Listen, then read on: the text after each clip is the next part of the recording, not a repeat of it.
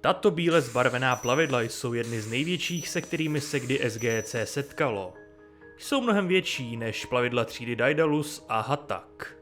Skládaly se z oválné struktury s velkým prstencem ve stylu hvězdné brány uprostřed, které zářily bílým světlem. V zadní části plavidla jsou dva motory. Přestože byly poměrně velké, byly schopné vstoupit do atmosféry planety a přistát. Po jejich dokončení je převor povinen provést ceremoniál k jejich aktivaci. Pilotuje je sám, přičemž velí posádce neznámému počtu válečníků z orajské armády a má za úkol přivést planety pod vládu Orájů. Orajské válečné lodě se zdají být menší než vrejcké úly a antické městské lodě. Orajské válečné lodě patří mezi nejpokročilejší lodě, se kterými se kdy Taury a další rasy v galaxii Mléčná dráha setkaly. Každá válečná loď Orájů je vybavena silnou primární zbraní vystřelovanou z talíře na přední straně. Tato zbraň je schopná zničit Hatak jedním výstřelem a těžce poškodit asgardský štít plavidla třídy Daedalus. Pro sekundární zbraně má loď několik pulzních zbraní umístěných kolem lodi, což umožňuje úplné pokrytí plavidla. I když jsou tyto zbraně mnohem slabší než zbraně s dálkovým paprskem, stále jsou schopny přemoci Hataky pouze hrstkou výstřelů. Orajské válečné lodě také uchovávají velké množství bojovníků pro útok na planetární cíle. Pro obranné účely používají válečné lodě Oráju štít stejně působivý a schopný jako jejich zbraně. Jsou schopni odolat střelbě zbraní z více plavidel s malým zjevným zhoršením jejich výkonu, dokonce i z asgardských zbraní. Během útoku Orájů na Čulak byl plně funkční Hatak plnou rychlostí vražen do válečné lodi Orájů, ale pouze narazil do štítu a nespůsobil žádné zjevné poškození.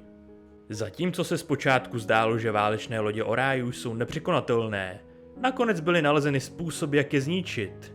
Během bitvy o P3Y229 posádka Korolijova zjistila, že štíty orajských válečných lodí kolísaly, kdykoliv byla vystřelena jejich primární zbraň.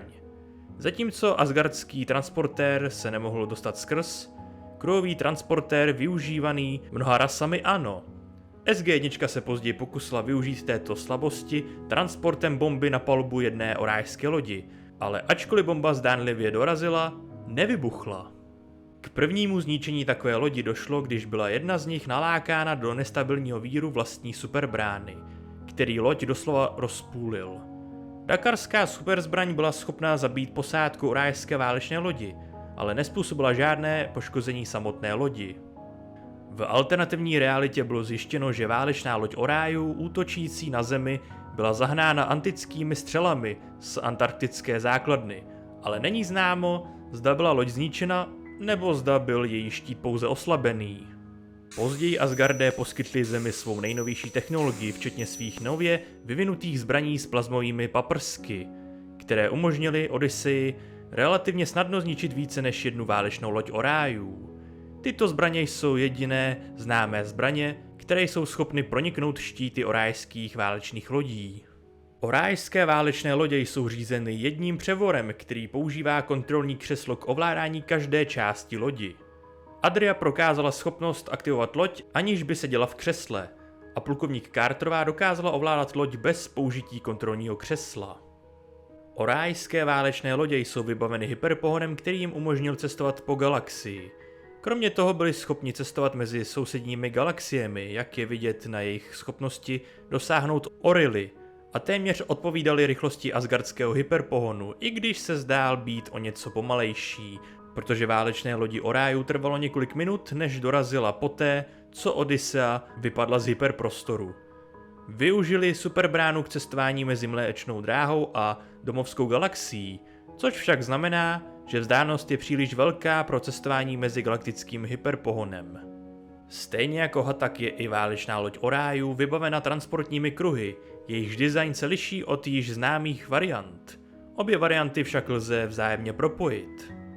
Můstek se nachází v přední části lodi, kde se nachází kontrolní křeslo, které bylo speciálně vytvořeno pro ovládání převorem Orájů. To znamená, že loď je zcela řízená převory, nikoli vojáky Orájů. Křeslo samotné vypadá poněkud odlišně ve srovnání s antickým křeslem a zdá se, že připomíná symbol počátku.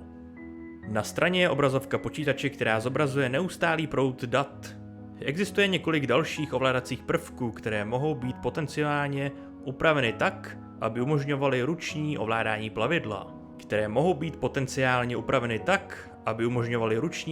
plavidla. Mezi chodbami plavidla se nacházejí četné komory na přední straně pod hlavní zbraní nebo obytné prostory pro vojáky, armády Orionu nebo služebnictvo. SG-1 infiltrovala jedno takové plavidlo a přepadla hlídku Orionu, která se pokusila použít zdi, aby se skryla před palbou z jejich zbraní.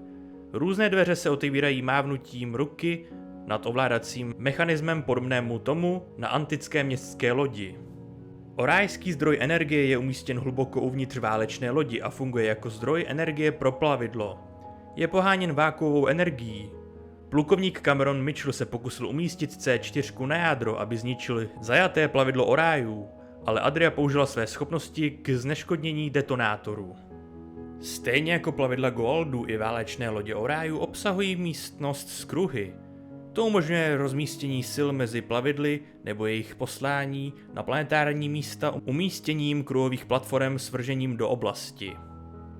Je možné získat přístup do válečné lodi Orionu přes kruhy, když hlavní zbraň vystřelí aktivací dalších kruhů. Proud energie obchází štíty válečné lodi Orionu a umožňuje poslat na loď buď jednotlivce nebo výbušniny.